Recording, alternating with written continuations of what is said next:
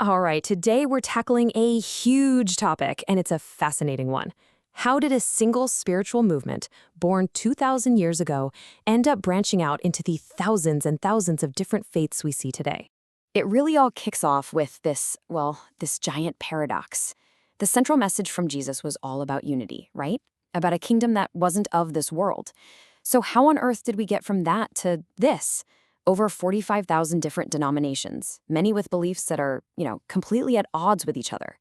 It's a big question. And yeah, the answer is not simple. It's a story packed with politics, with culture, rebellion, and renewal. To even begin to understand it, we've got to go all the way back to the beginning, back to a time when Christianity was less of a formal religion and more of a radical, world-changing movement. So, our first stop on this journey is maybe the most dramatic transformation of all. We're talking about the early church and how it went from a small, persecuted group literally hiding in underground tombs to basically running the entire Roman Empire. It's quite a shift. I mean, just look at this contrast. It's night and day. On one side, you have the early church, a group that was actively hunted, meeting in secret, often in these underground catacombs, with absolutely zero political power. Then you fast forward just a few hundred years, and on the other side, you've got the imperial church. It's not just accepted, it's deeply woven into the fabric of political power. Its leaders are advising emperors, and they're doing it from these massive, stunning basilicas.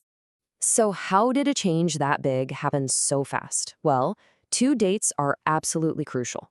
First, in 313 AD, the Emperor Constantine issues the Edict of Milan.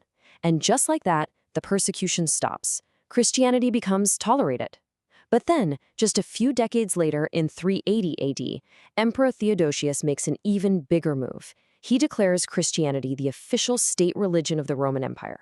And that was the ultimate game changer. But you gotta remember, before all that power, before the influence and the cathedrals, the church grew on pure conviction. This quote here from Tertullian, an early Christian writer, just captures the spirit of that time perfectly. It's like the more the empire tried to crush the faith, the faster it grew. This was a movement fueled by a belief that was, for them, stronger than the fear of death itself. So this new partnership between the church and the state, it solved one huge problem, persecution.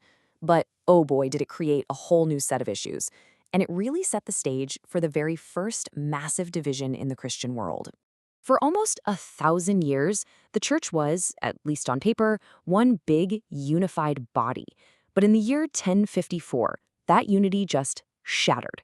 This event is known as the Great Schism, and it formally split the church into the two massive branches that we still have today, the Roman Catholic Church in the West and the Eastern Orthodox Church in the East. Okay, so what could possibly cause a split that massive? Well, it boils down to three key things. First, culture. The West primarily spoke Latin, while the East spoke Greek. That led to different ways of thinking and talking about faith. Then you've got the power struggle. In the West, all authority became centralized in one person, the Pope, who claimed he was supreme. The East, on the other hand, was all for a council of bishops sharing authority. But the theological tipping point, the real deal breaker, was the Filioque clause. It's a single Latin word that means "and from the Son." The West just went ahead and added it to a core creed about the Holy Spirit without even asking the East. And the East saw that as a huge unauthorized change to the very nature of God. So the West might have stayed unified after that Great Schism, but let me tell you, that unity was not going to last. Just 500 years later, a new revolution was about to erupt, one that would shatter the Western Church into hundreds of new pieces. And the spark that lit the fuse was this guy, Martin Luther, a German monk. In 1517, he famously posts his 95 Theses, basically a list of arguments against what he saw as corrupt church practices, especially the selling of indulgences, which were supposed to reduce punishment for sins. Now, his goal wasn't to start a whole new church, he just wanted to reform the one he had. But, thanks to the brand new technology of the printing press, his ideas spread like wildfire, and they ignited a revolution all across Europe.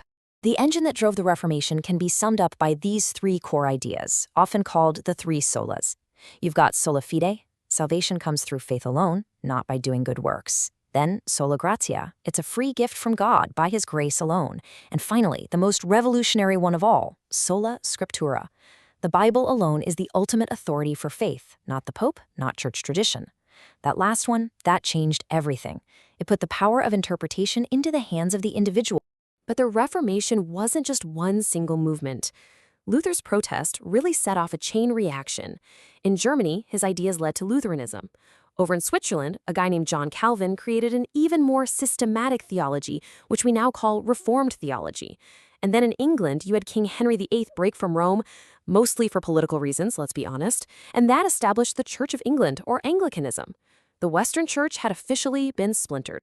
So here's a thought. If the central idea of the Reformation was that any individual could read the Bible for themselves, well, what happens when all those individuals start to disagree on what it actually says? You get an explosion of new faiths. And a powerful new idea started to drive all this diversification: restorationism. Suddenly, the goal wasn't just to reform the Catholic Church anymore. Nope, the new goal was to restore the pure original church you read about in the New Testament. This meant trying to start over completely from scratch, using only the Bible as a blueprint and throwing out about 1,500 years of tradition. And this one idea led to a cascade of new movements. You had the Anabaptists, who wanted a radical separation of church and state. The Baptists came along and insisted that baptism was only for adult believers making a conscious choice. Then the Methodists, who emphasized a personal conversion experience and holy living. And much later in the 20th century, the Pentecostals, who focused on a direct, powerful experience of the Holy Spirit. Each new branch grew from a fresh, new interpretation of that same book. So, after 2,000 years of these schisms, reformations, and restorations, where does that leave us today? Let's try to pull this whole story together. From that one tiny, persecuted movement in the Roman Empire, this incredibly vast and complicated family tree has grown. It's complex, it's definitely messy, and it's filled with contradictions. But, it's also a testament to a message that somehow adapted and survived across countless cultures and centuries. And that brings us to the most crucial takeaway of all. Despite those 45,000 denominations, despite the deep doctrinal divides and the, at times, very painful history, every single one of these branches traces its lineage back to one common root: the life in the teachings of a Jewish carpenter from Nazareth 2,000 years ago. And so, that leaves us with one last question to chew on. In a faith that is so often defined by its divisions, what does it really mean for all these different branches to claim they spring from the very same root? That's something worth thinking about. Thanks for digging into this with me.